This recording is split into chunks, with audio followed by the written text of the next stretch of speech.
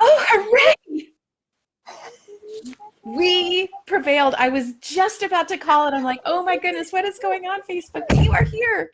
Hello, hello. Hold on. Here we go. Hi. Hi. Oh my goodness. I'm so thankful that we are here together. Oh my goodness. Hallelujah. Hallelujah. Deborah, the thing I was thinking as I was, trying to, test this and test that, and then I'm hearing you say, oh, I don't want to reschedule. I'm like, no, wait, I'm almost there. I kept thinking, we do hard things, don't we? Yes, yes, that's totally. It. We will prevail. We can do these right. things. That's absolutely right.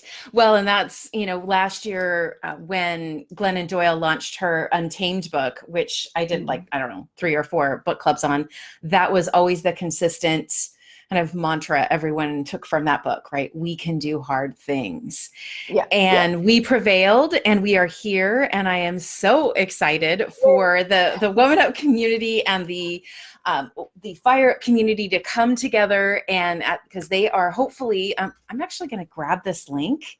Let's see here. I'm going to grab this link and drop it in all the little places where we invited people so that they can actually see us and participate with us. So let me see here. Let's all take a collective breath. We got that. So good. Well, and I am so grateful that you are here with us because it is like 4:30 in the morning where you are. Yes. And so you really must have mastered badassery to be so cool and calm and collected at this point, because it is a little bit crazy with all of this stuff. So as I'm gathering that, what I would love for us to start with, Nikki, is a little bit about who you are. So we're here to talk about all things badassery, right? Here's the book that you just launched. And so we definitely want to talk about this, but you have quite the journey that you took before you started this book. And, we love to read things like, your 140 character intro on Instagram that you chose for yourself, which is speaker, author, emotional intelligence specialist, endurance wonder. Let's see, Kyokushin? You got it. Yes. Kyokushin. Now, I've never seen karateka. What is that? The ka just means like you're a practitioner of, so it's a practitioner of karate. So we look forward to hearing more about that. And then the last but not least word in your description is badass. So let's talk about you and your journey until this book came out. And I will do my best to wrangle and alert everybody as to where we are. How's that? Okay. Sounds good. Sounds Perfect. Good. Okay. So a friend of mine who also launched a book recently said something at her book launch that I thought was it was spectacular. And so I have to give her credit. Her name's Kate Woodavine. But she said, the story I was trying not to tell was the story that needed to be told. Ooh. I know, right? I had the same reaction. And gives me goosebumps. Yeah. And that summarizes a lot of my my backstory. Is a story that I was trying to deny and trying to, we're whole beings, and not all of our wholeness is wonderful. So what we try to do unconsciously is we showcase the things that we think are pretty, the things that we think other people are going to like, and we put those things out in the public, and we try to hide everything else. And so, a lot of my life, addiction is my backstory. And it's something that has been there. It's been there from, it was kind of uncovered for the first time around 7 years old. So probably has been there since I've been born. Yeah. And it's something I can't get away from, and I don't try to get away from. But I lived, the first 30, 35 years of my life trying to hide that part. Keeping it in the darkness, keeping it, if you know everything about me except that part, you'll like me. Ooh. And so, yeah, I know. Well, before you go on, I think that is such a profound statement, whether we're talking about addictions or body image issues or some form of imposter syndrome, that nearly every single person who walks the planet has something that they're hiding, Yeah. right? Yeah. And you chose, bravely so, to shine a light on what you've been hiding. Wow. Exactly. Yeah. Wow. And that's only been in the last recent years that I have kind of worked through that own shame that I was carrying and Mm. been able to, even talk about those things that were so painful that I tried to hide and keep from other people for so long.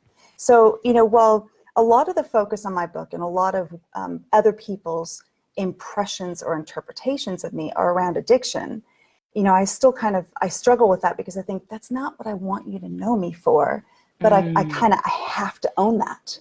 I have to own that in order for you to, to understand the whole me. Um, Yes. so, My heart.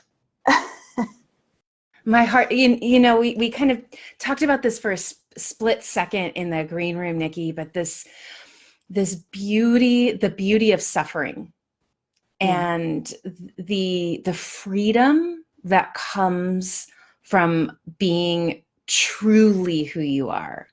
Like really authentically showing up and saying, this is me. yeah, And I'm curious, you allude to it in the book, and you alluded to it here, right? That there are people who are saying, shh, don't tell that story. Oh my gosh, how embarrassing. Like you want the world to know, you want your son to know. And then there's this other group that's saying, you're here to tell that story. Stop hiding it. So how did you ultimately decide to listen to her, that one big, bold voice that said, stop hiding, Nikki? You've got a story you've got to share, versus listening to, I'm guessing, more people on the other side saying, shh, don't tell, shh, keep it yeah. quiet. Like, what was it? What shifted for you? It wasn't a rapid shift. I think it was over time, and it took time for me.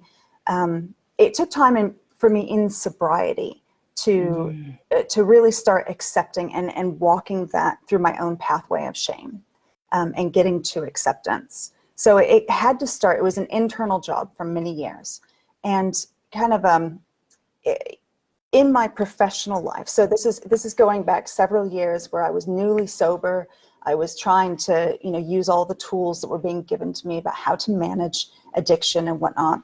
And in my professional life, I was working as an emotional intelligence specialist. Yes. So I was in this position where I was sober. I was not using any destructive coping mechanisms, but I wasn't okay. And I talk about that place as being in a dis-ease. So when you have a disease of any kind, and you take away any kind of, let's say specifically addiction of any kind, you take away the coping mechanism that you're using, but if you're not treating what's under it, if you're not actually treating the problem, then it can leave you in a state of dis-ease where you're just uncomfortable. And so I was in that uncomfortable place for so long, years. And I was going to work and I was teaching and facilitating workshops on emotional intelligence. So I was showing other people how to be self-aware, how to manage and control their emotions. And then I was going home and I wasn't doing it myself.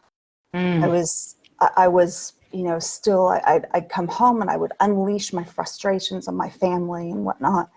And, and it was because I wasn't accepting the core problem. I wasn't accepting who I was. I was just dealing with the superficial symptoms and counting the days, the weeks, the months, the years of sobriety, but I wasn't actually being true to myself. I wasn't addressing who I was and accepting the parts of me that weren't so pretty that I tried Mm. to hide.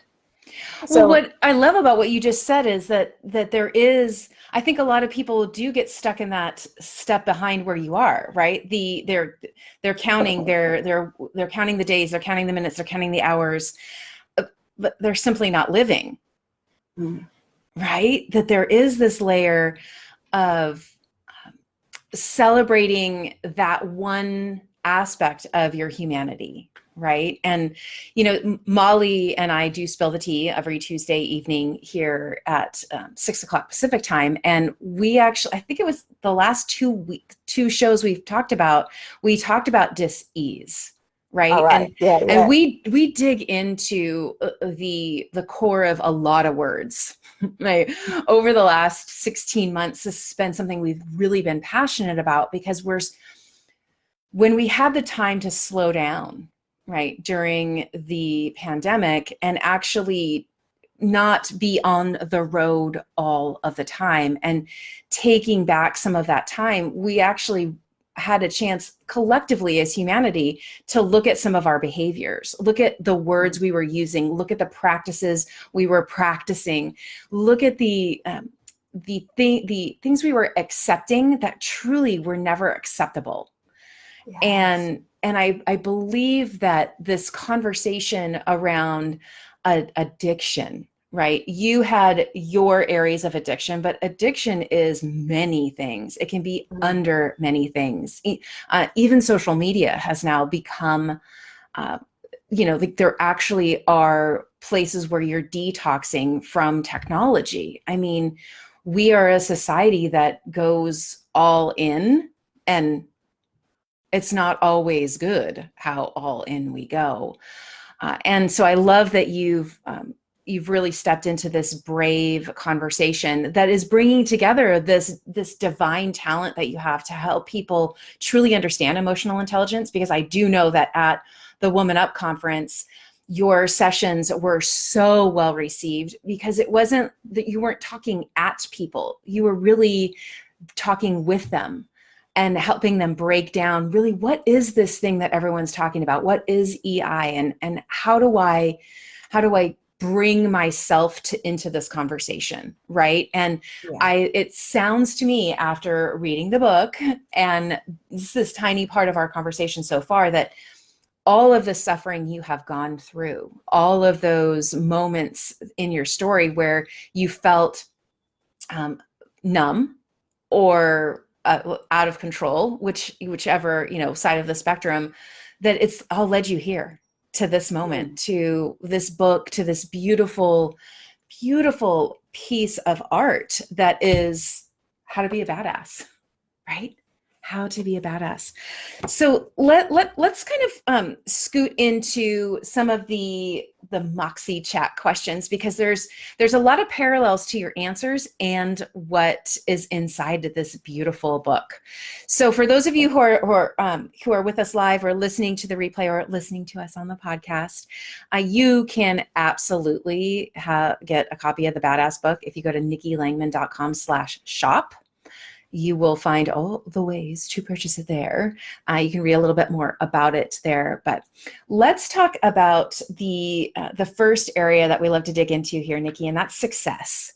Mhm. What does success mean to you? How do you define it in your world today? I think that's an ever evolving question, because it's kind of like, it's chasing a shiny object. So you see something and you think, okay, if I have that, then I'm going to be successful. And whether that's a material possession or a relationship or a certain job or a job title or a number in your bank account, whatever it is that you think that's going to make me feel successful, I find I get there and I go, all right, well, I still don't feel the way I thought I would when I get here. So I'm Yes. constantly moving that goalpost.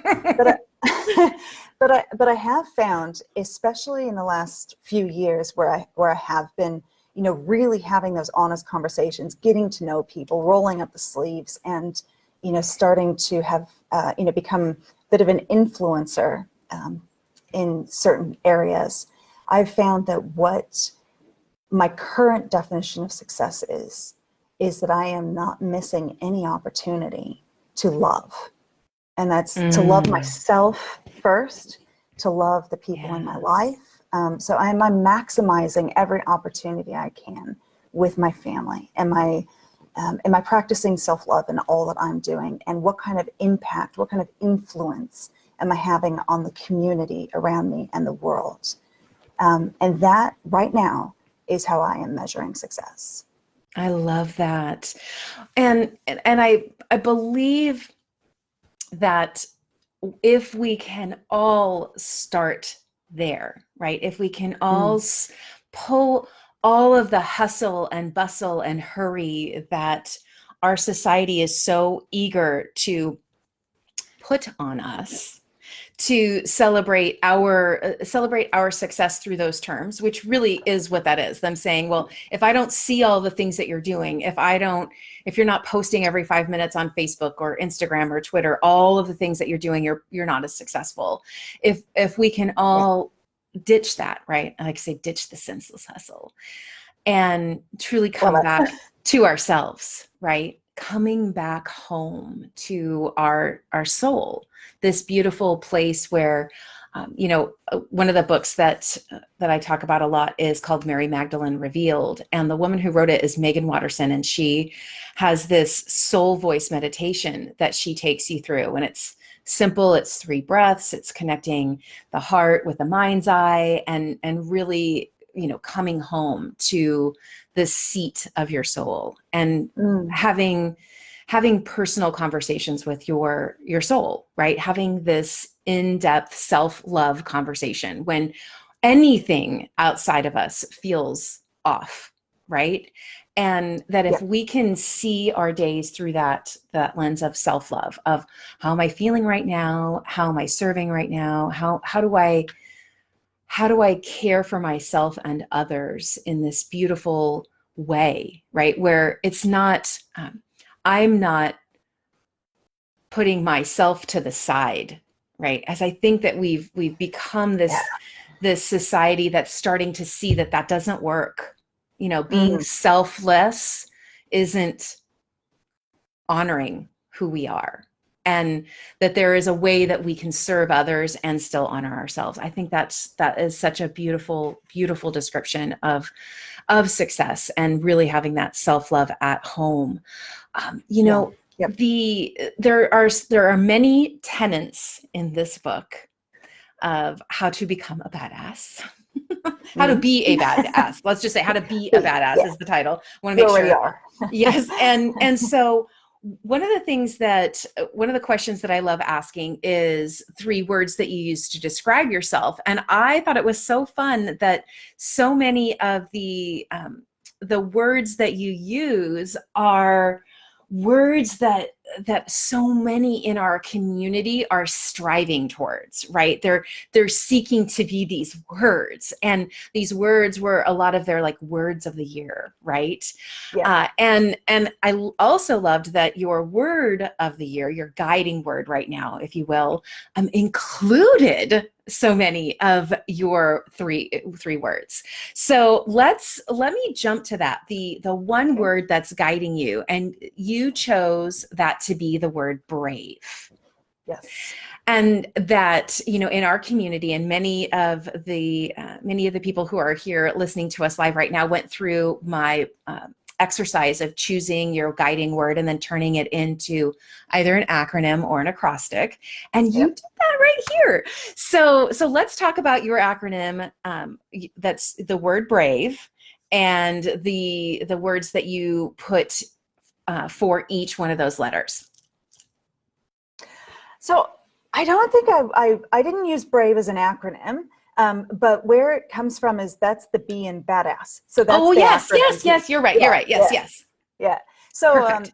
it was yeah. So that I figured, you know what, I am I've just written a book about being brave and authentic and whatnot, because the letters of the badass acronym are brave, authentic, direction, action, self-love, and self-talk. Mm. So I thought, well, a logical word for my year, well, I'll just start at the beginning of my own acronym, and really just go in deep and start really practicing and showing other people that I'm practicing the things that I'm talking about. So the suggestions that I make, the stories that I tell, I wanted to add to that and really go deep with bravery this year. And I'll tell you what, actually just releasing that book was very brave. Oh, I hear Because you. I think releasing any book is quite brave, but the content that I released and made public was something that I really had to do some soul searching on. And kind of going back to the beginning of our conversation of trying to tell every story except the story that needed to be told. Mm. And so, when I wrote Badass, I told the story that I had been hiding. I told the story that I was ashamed of.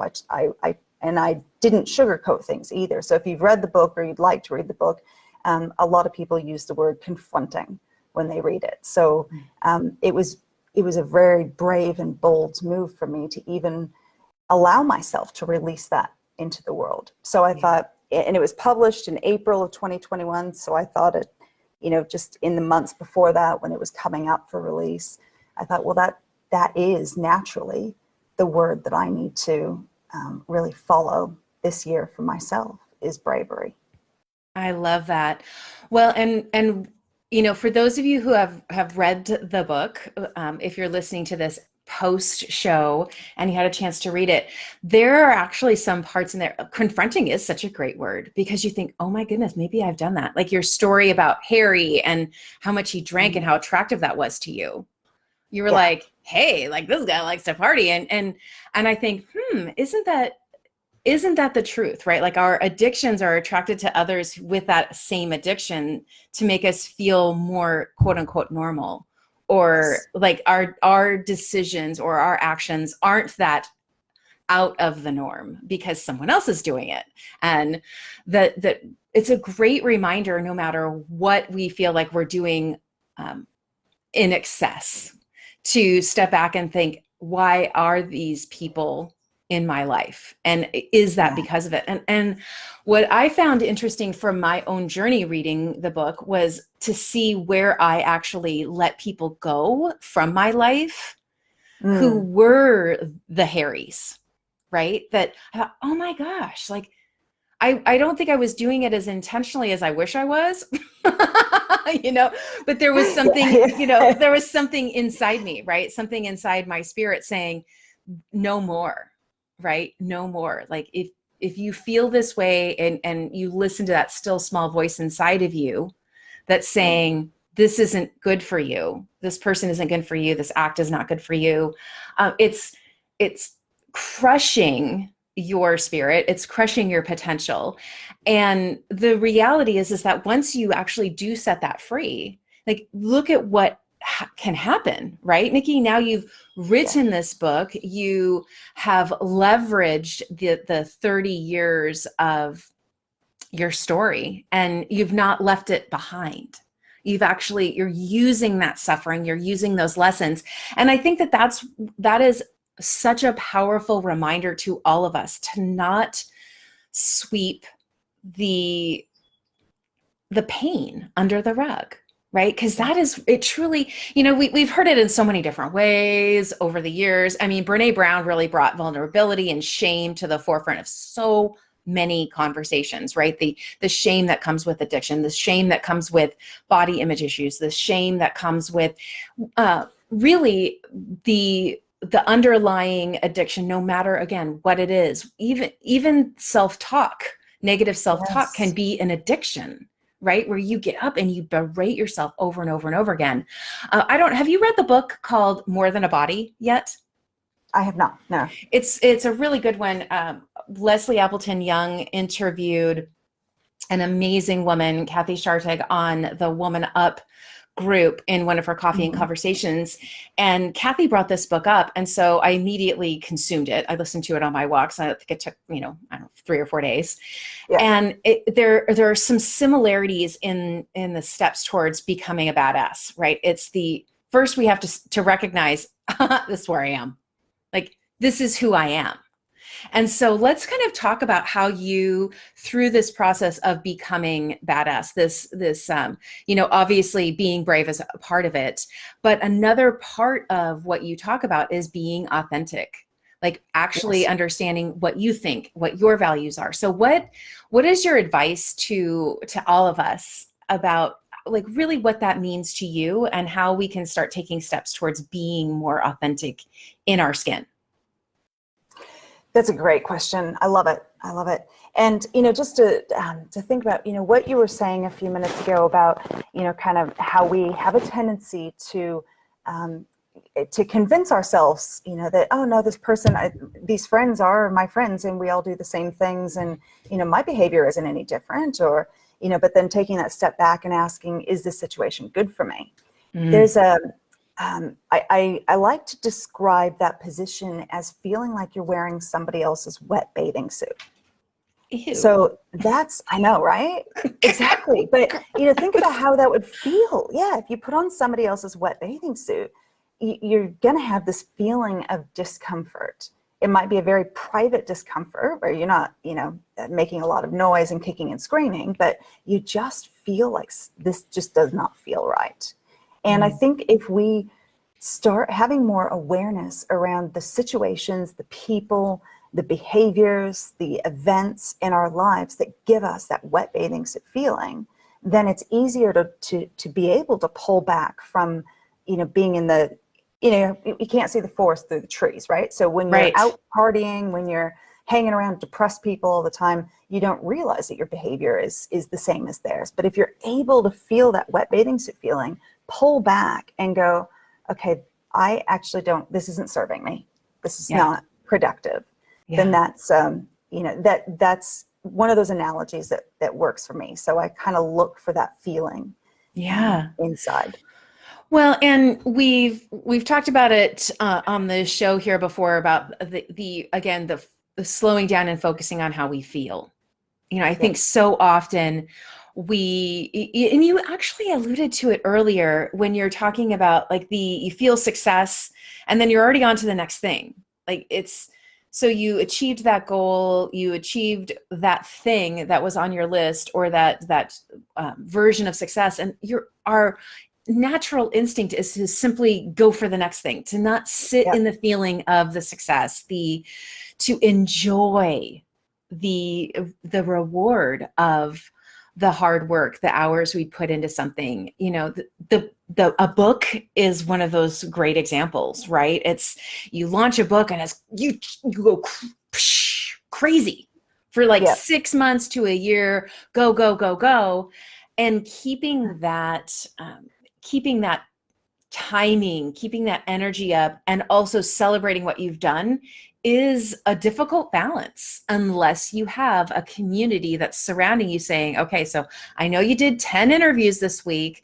Like, let's go for a run. Let's go take a great walk. Let's go have some tea. Like, let's go, breathe. let's go do Yeah. some karate, right? Like, what is it, where are your champions who know how to support you, right? Because we are in a very especially inside the pandemic, everybody wants to do, Zoom teeny hour. And so there's a lot of boozing happening. I think it's slowly starting to slow down as everybody starts to get vaccinated and stuff. But for a while there, it was like, oh my gosh, like we're drinking every single night. And for those Yeah. people who, like yourself, who have said, that's not my life, like, where do you fit into that? You have to make sure that you have a strong support structure who knows you, right? And Yep. Yep. who knows what you need. I think that's so beautiful. And that's again part of when you're talking about being authentic. And if you don't share your story, right, then nobody knows it. Then Yeah. everyone is inviting you to all of the cocktail hours, and you're constantly being put in a position of saying, no, not for me, not going there, not going to happen, or whatever you choose to do inside that, of course. Um, Yeah. that also, of course, so tell us, so we've got of course, brave, and we've got authentic. We've talked about those two. What about direction? So where does that come in to the being a badass? So that's in that sense of direction, it's more talking about purpose. So, in that chapter, I talk about following your North Star. So it's about what direction are you headed, meaning like, what is the purpose that you are striving for? What is, where are you going? And the beauty about, and why I like the North Star analogy is because the story about the North Star is that it holds mostly still in the northern sky, where all of the other stars, pivot around it. So it only makes a very small arc in the sky, thus looking like it's always in the same position. Yes. So when we're able to have a purpose and understand the direction that we're headed, we can see that North Star always guiding us. We can see that purpose, that direction in front of us, but we can pivot, we can adapt, we can flow, we can change priorities. And as the last couple of years have definitely shown us that we need to be able to do that. We have to be agile in order to stay, to stay calm and productive and moving forward. But your North Star will always be in front of you, no matter how much you change and pivot. So that's why I like that analogy. But it's about, to me in the badass framework, it's about understanding why you are doing what you're doing. So like, my direction is, and my career direction at the moment is in professional speaking. I have pursued that and kind of, let other things fall to the side so that I can more exclusively pursue a speaking career. And I wrote the book. My intention for writing the book was to support that. So it was very purpose-driven. I had a reason because my direction was headed, in a particular focus. Yes. Now, lots of things have now come from the book, other opportunities and things that maybe I hadn't seen before. So I'm able to kind of, shift and do a little dancing and whatnot. But I know my direction in my reason for doing it is to inspire other people and be that beacon of hope and resilience to inspire other people to, with what their story is.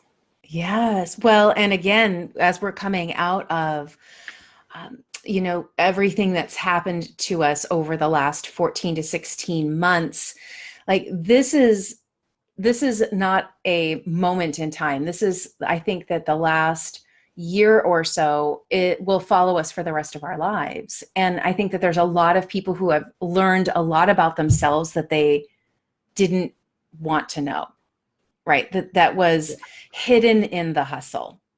They were running around, doing all of the things all of the time, and they didn't have any quiet time.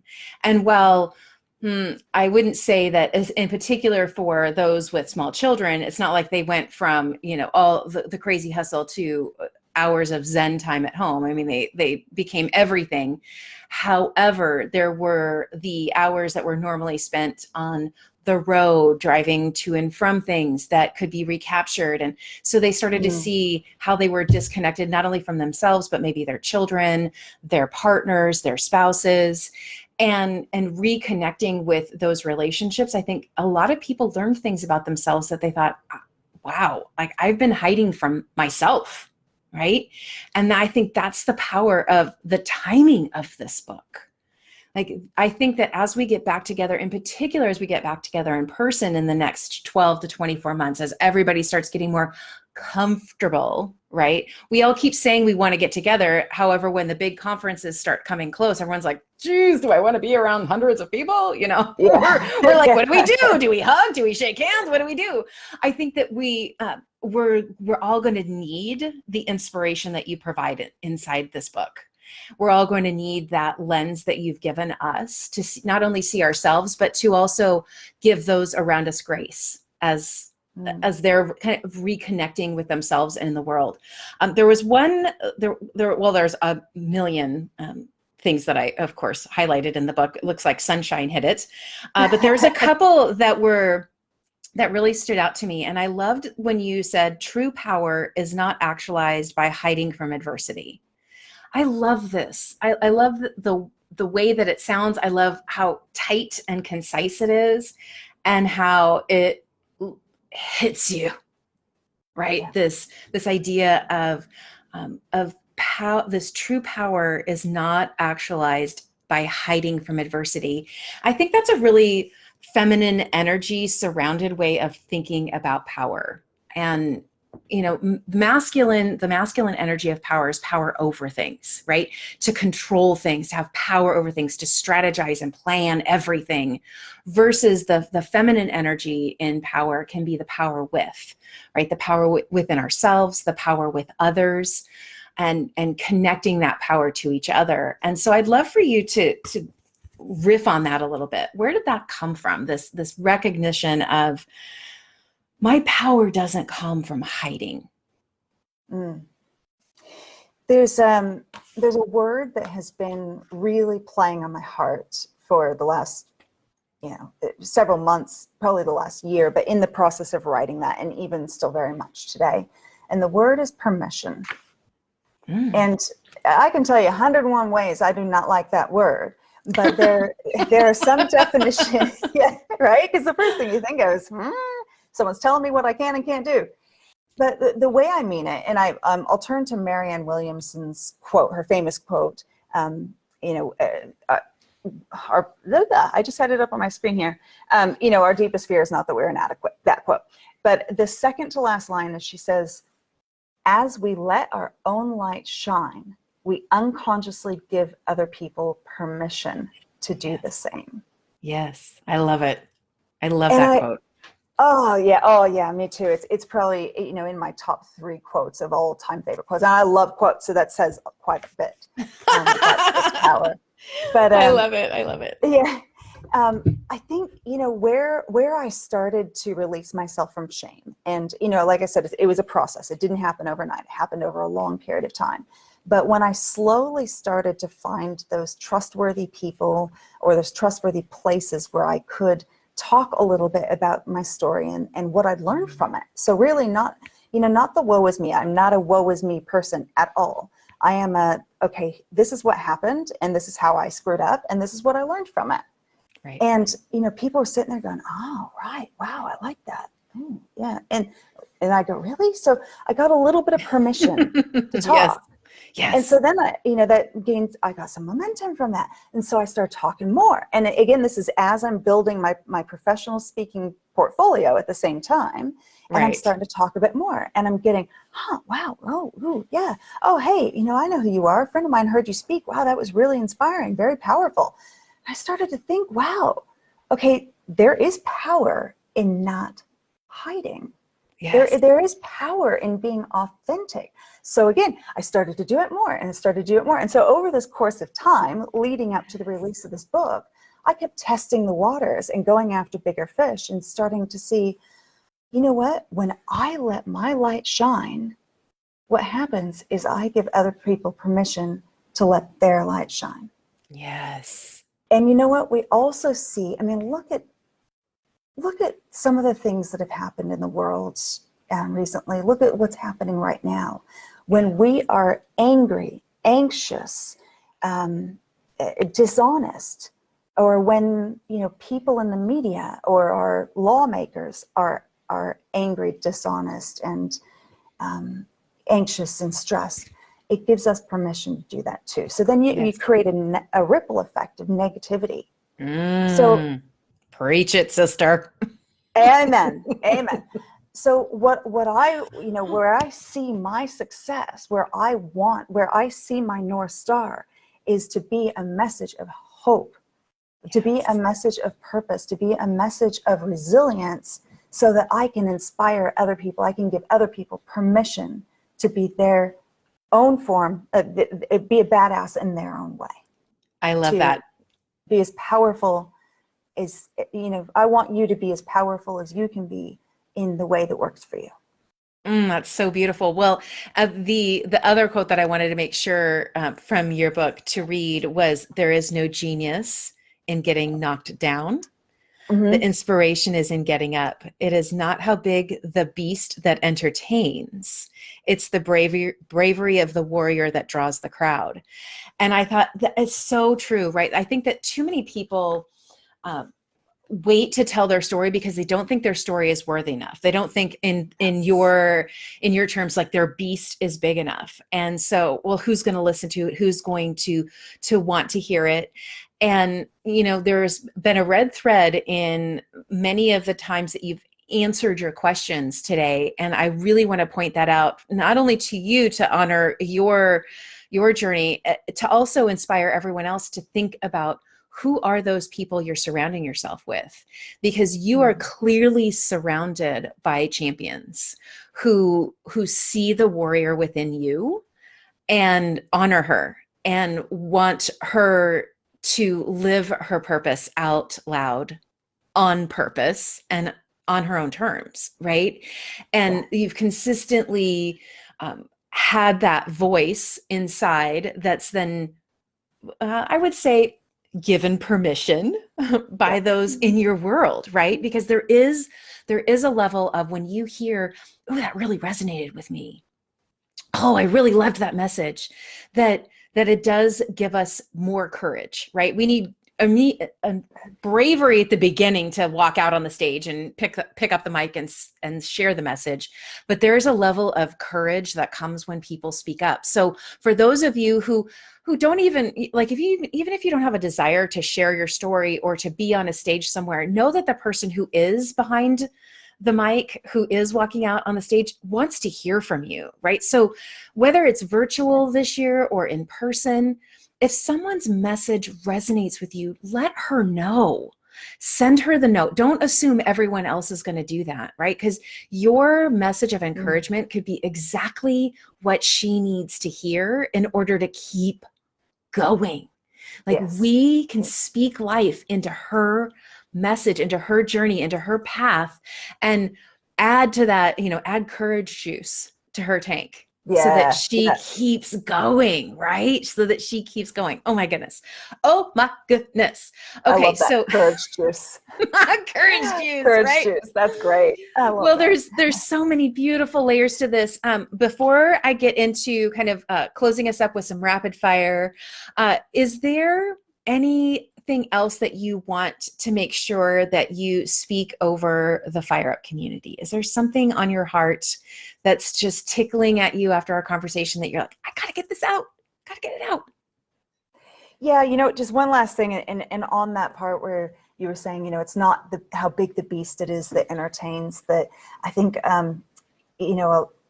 most of us feel like our story isn't worth enough, or that it isn't good enough to be worthy of an inspirational story, or be worthy of motivating or empowering other people. And, I think some of the most powerful stories I've ever heard were not those big tales about shark attacks or debilitating illnesses, or, being burned in a fire, those real, like, zero to hero type stories. Some of the most powerful and inspirational women in my life are the ones who have the courage to make positive and productive choices every day, who demonstrate daily bravery, who show up anywhere and everywhere authentic, who never let their North Star get burned out by anybody else's idea of success, where they stay true to the direction that they're going, where they put loving themselves at the center of everything, knowing that if my cup is empty, or if I'm not whole, all I can give you are pieces. If I'm not whole, all I can give you are pieces. So I need to put myself at the center. I need to keep my tank full so that I can give to you, so that my tank overflows and I can give to you. And, women especially who show up and say, you know what, I got this. Let's do it. Yeah. Oh, I love it. Oh, I feel chills again. Yeah. And those are the badasses. Those are the true badasses. So if any of that resonates with you, your story is good enough. And in fact, your story will inspire and empower others. You just have to be willing to share it. Be brave enough to share it. Oh, I love it. I love it so much. So again, Nikki's book, you got to go get it. How to Be a Badass, Navigating Your Road to Self-Mastery, right? Grab this, go to nikkilangman.com/shop. We, of course, we will be sharing the link and the updates about the book, as your journey progresses, Nikki. So before you go, I'd love to do a little bit of rapid fire. Are you game? Sure. Okay. So first question, what's on your nightstand? Oh, on top of the nightstand or in the drawer? Ooh, goodness. Whatever you want to share. We'll go with chapstick and my watch charger and phone charger. Love it. So you sleep with your phone. Got it. Yeah, I wish I didn't. I hear all these great stories about leaving it in the living room and whatnot. I'm not there yet. Yeah, Maybe next me year. neither. Truth be told, me neither. Those two things are on my nightstand as well. Okay, sunrise or sunset? Sunrise. I'm an early riser, and I live in Melbourne, Australia, and we have hot air balloons that rise over the city every morning, and it's like, I love that so much. There's just something about waking up, seeing the sun come up with the hot air balloons rising over the city landscape, that just really just puts me in the right headspace. Wow. Okay, that's the most intense answer I've ever gotten to sunrise or sunset. I love it. Okay, so dark or milk chocolate? Oh, if we're talking about chocolate, it's funny. I don't like chocolate at all. Ooh, so what's your go-to snack? Your sweet? Ooh, okay, so my Achilles heel would be black jelly beans. Oh my goodness, that was my Grampy's favorite too, the black jelly beans. We'd always save them for him. Oh my gosh, I love it. Well, yes, Yes. and so if we were neighbors, you could save those for me and I would give you all my chocolate. Yes, I love it. Okay. All right, now here's a fun one. What was your first concert? Oh, Guns N' Roses, Metallica. It was at the Rose Bowl in California in 1993. Best concert I've ever been to. Oh my gosh. Oh my gosh. I've not heard that one. That's so good. Well, and we were just on a road trip and Sweet Child of Mine came on the radio because we were listening to, I don't know, 80s on 8 or something like that. I don't remember what it was, but we're cranking up and screaming it out. They really had some good, like, bellow the song from your belly kind of songs, didn't they? That's so good. I love it. Yes. What would you say is your superpower? My superpower. Ooh, that's a good one. You know what? I think it's, right now I'm going to say it's bravery, because, that is my word for the year. That is my focus for the year. And so this year, in this moment, my superpower is bravery. I love that. All right. Who would play you in the movie of your life? Oh, wow. A lot of people say that I remind them of Jodie Foster. Yes. Now, I think when I hear her speak, I think, okay, I understand where people are coming from, especially living in Australia where, I do sound like I have a foreign accent to the people around me. So I'd love to hook up with Jodie and have a conversation. I think that she would play me well. Yeah, I agree with that. Definitely. She's been my fave since, like, back in the day when she was in Disney flicks. Yeah, right. Yeah. Back. Oh, I love it. Okay. My favorite question. What does Moxie mean to you? Moxie is such a great word, and I love its sister word, grit. So to me, it's about being a person of commitment, endurance, and integrity. I love those. I love that. And I do love that the sister word is grit, and that one of your other 3 words was gritty. That's so great. Oh my goodness. Okay. Thank you everyone for joining us today. So Nikki Langman is a speaker, author, and emotional intelligence expert. She leads organizational emotional intelligence and leadership programs and speaks at events and conferences globally on the topics of self-mastery, emotional intelligence, and nonverbal communication. She's also, as you've heard us say a couple of times, she is also a competitive endurance runner and the author of the book, How to Be a Badass, Navigating Your Road to Self-Mastery. So if you are hosting, planning anything around bringing humans together and hiring speakers, please go to nikkilangman.com, learn more about her, have a conversation with her, see if she is the right fit for your community. She blessed the WomanUP community with her wisdom